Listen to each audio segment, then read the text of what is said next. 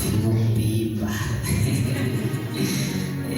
ngelilanga Bishop lami uthi umpostoli Pauli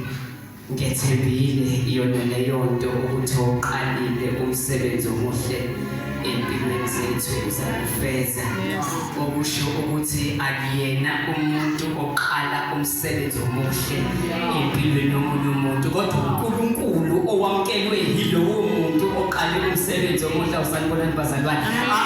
kunesikhathi la kumele khona usikhohlwe wena ukhohlwe isimo ukuthi wena ubusesimene nje kodwa sibonga ukuthi kunendoda eyaqala umsebenzi omuhle empilweni yethu futhi siwibelieve ukuthi izamufeza noma isimo sikanjani.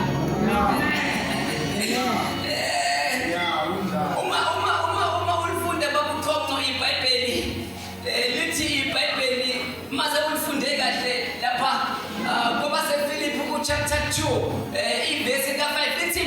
mawubekini nalowo mqondo oKristu Jesu awunikhona abazalwane because abanye abantu bazibona sebephumelele bese bethi bona baqala imisebenzi kodwa nomphela ngizothi mawubekini lowo mqondo oKristu Jesu awabangcwele engathani ngizwa kahle bese lithi iBhayibheli ku chapter 3 the same verse again the same chapter again ku chapter 3 verse 7 lithi kanti ke lokho obawuyinzuzo kimi ngashaya indiva ngenxa yegama lakhe hayi baba khona izinto ezishaya indiva hayi ngoba sesidiswe kakhulu kodwa zishaya indiva ngoba sazi yena wasifela sazamandla sazi ulibo lwakhe sazi inkazimulo yakhe elithi iBhayibheli again